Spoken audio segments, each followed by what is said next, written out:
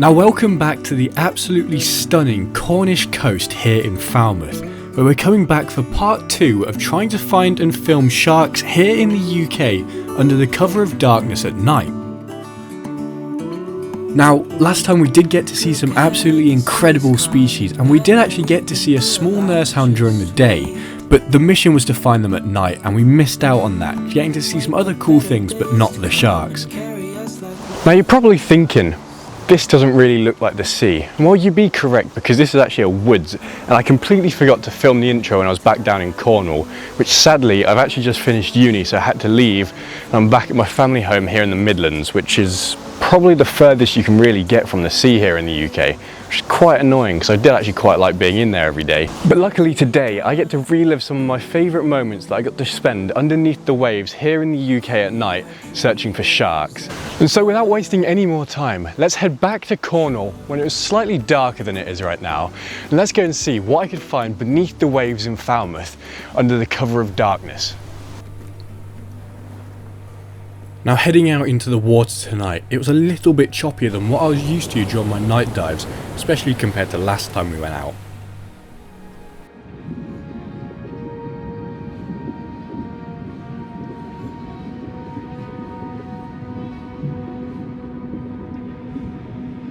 But while that did stir up the water a bit and make the visibility slightly worse, it didn't mean that we weren't able to spot some cool stuff, like this little anemone hanging out by the surface here.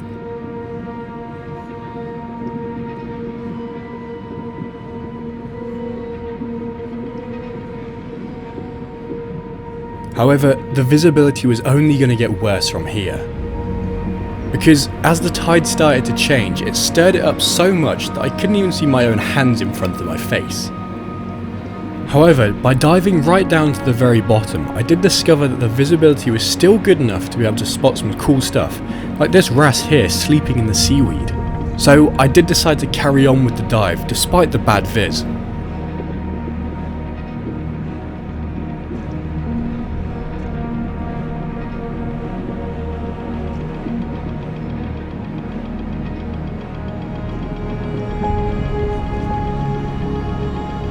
And it was about here where we came across a familiar but extremely cool resident of our coast, the common cuttlefish, a completely alien but fascinating looking species. It's highly intelligent.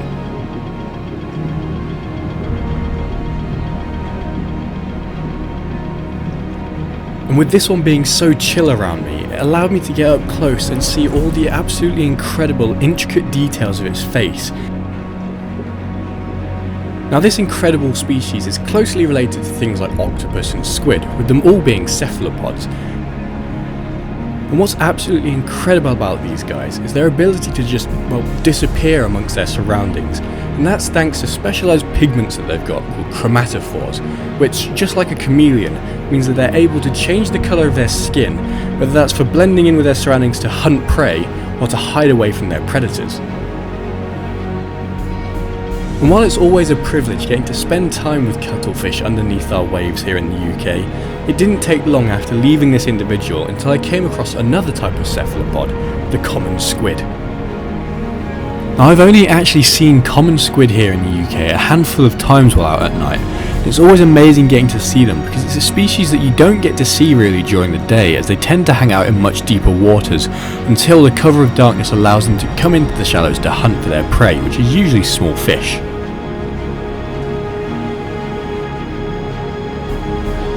And after I got a little bit too close to this one, he decided to make a quick getaway and leave this huge trail of ink behind, which is absolutely fascinating to see. The amazements didn't end there, because it wasn't long until I encountered this cool looking fish, which you'll only see how unique it is once it leaves the sand.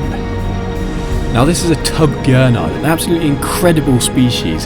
It's super unique because of the fact that it literally walks along the sea floor. And what's even better is this is the first time I've actually ever seen this species here.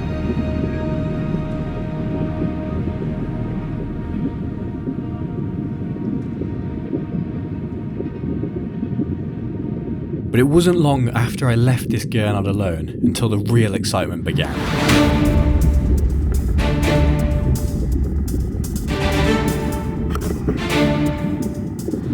So there we have it, we finally found a shark here in the UK at night. Now this is an absolutely beautiful nursehound shark, one that I see quite often during the day, but seeing it under the cover of darkness out and about being active was absolutely incredible.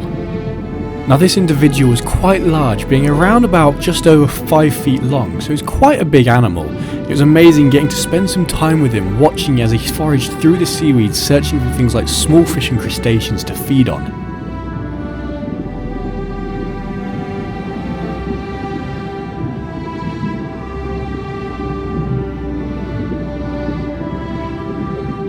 And as I headed back to shore and left this shark alone, it wasn't long until I encountered another type of elasmobranch. Now this is a blonde ray, a species that I've never seen before, so it was absolutely incredible to get to see it tonight. And while it does have ray in its name, it's actually a type of skate, with the difference between the two being that rays give birth to live young, while these guys in other skate species lay eggs, which you've probably seen on the beach known as mermaids' purses.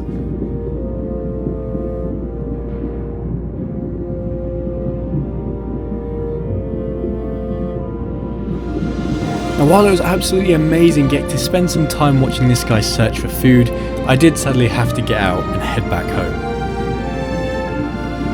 So there we have it, we managed to finally get the shark here in the UK under the cover of darkness at night, and it only took us 2 parts of this video series, so that's quite good in my books. And it was an absolutely amazing encounter that I got to have with the nursehound, with it letting me just stick around for quite a while and getting some quite cool up close encounters with it. So sadly that's going to be it for today, and sadly it's going to be it for the series for a while, because as I mentioned in the start of the video, I have now sadly moved away from the coast and are back at my family home in the Midlands. But that doesn't mean that it's going to be the end forever, because I definitely am going to be going back to the coast at some point, because well, I fell in love with it down there. But so yeah, for now this is going to be it. I hope you enjoyed my search for sharks here in the UK, and I hope you enjoyed the footage that I got. So I'll see you in the next adventure.